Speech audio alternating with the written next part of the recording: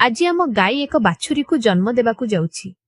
आमे समस्ते बहुत समयरू अपेक्षा करिछु। चालंतु देखिबा प्रकृतिर एही सुंदर प्रक्रिया केमिति होइथाय। तु बंधुगण, बाछुरीटी एबे जन्म हेबाकू जाउछि। गोटिए गाई पई एहा बहुत कष्टकर समय, किंतु जणे मार शक्ति अपार। धीरे धीरे बाछुरीटीर गोड़ देखागलानी एवं एई देखंतु आमर कुनी बाछुरीटी पृथ्वी को आसीगला। मु आपण मानकु गोटिए कथा पचारिबाकू चाहुछि। आपण मानक भितरु काहा काहा घरे गाई अछंती? कमेंट करी निश्चय जणांतु।